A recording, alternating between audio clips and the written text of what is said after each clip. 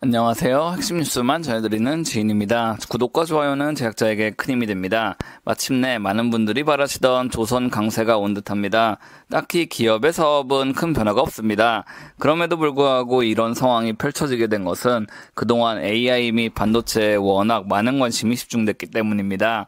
실질적으로 크게 돈을 벌어들이고 있지 못한 AI와 비교했을 때 이미 조선업종은 완벽한 턴어라운드로 돌아섰기 때문입니다.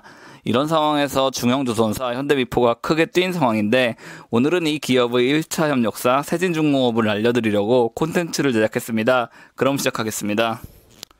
일단 세진중공업의 본 사업이 어떤 것인지 아셔야 합니다. 그래야 현대미포조선의 성장에 힘입어 안정적으로 세진중공업의 주식을 들고 가실 수 있기 때문입니다. 세진중공업은 선실 또는 블록을 제작하는 업체입니다. 일반적으로 선박은 여러 블록을 연달아 용접하는 형태로 제작됩니다.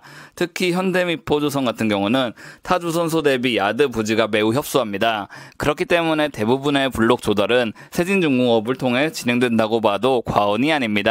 이뿐 아니라 세진중공업은 선실 제작도 담당하고 있습니다.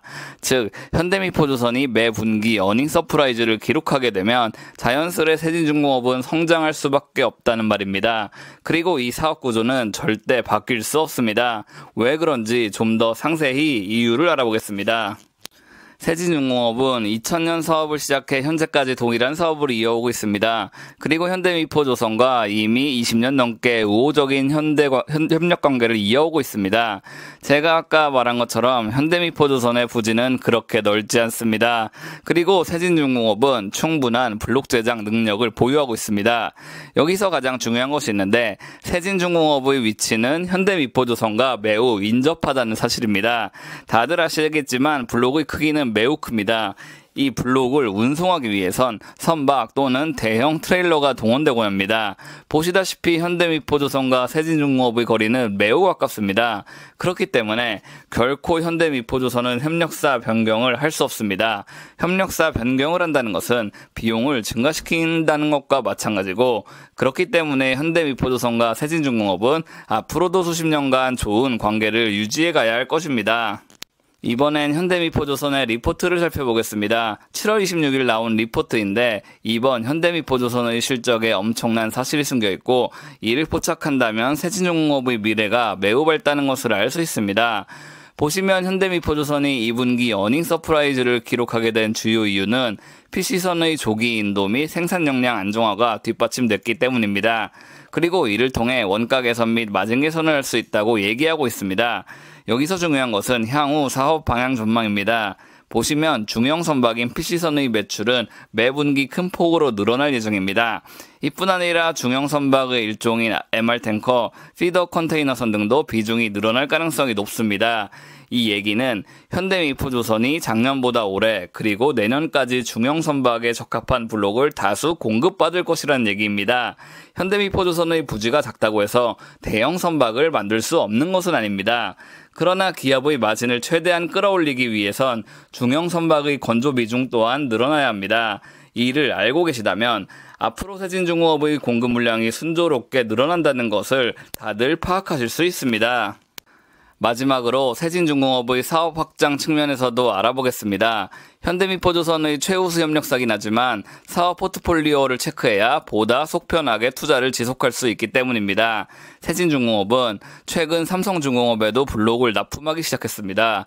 그리고 리포트에는 하나오션으로부터도 블록 및 선실에 대한 수주가 가능하다고 말하고 있습니다.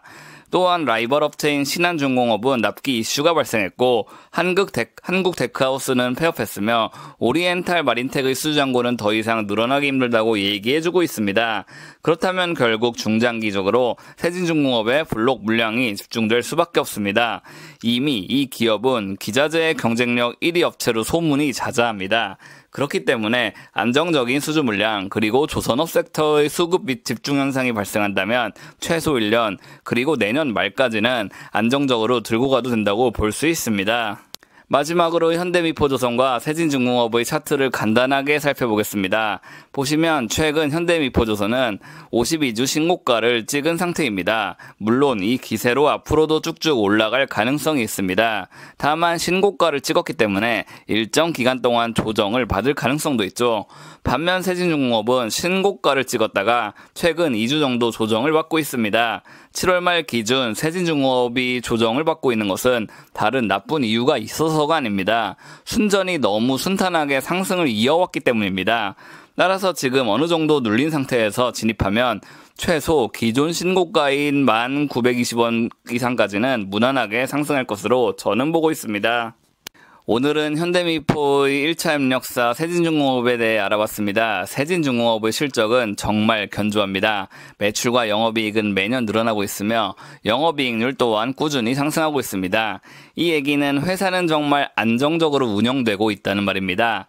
여러 조선업계 현황 파악하시고 안전한 투자하시길 바라겠습니다. 제가 준비한 소식은 여기까지입니다. 지금까지 핵심 뉴스만 전해드리는 지인이었습니다. 감사합니다.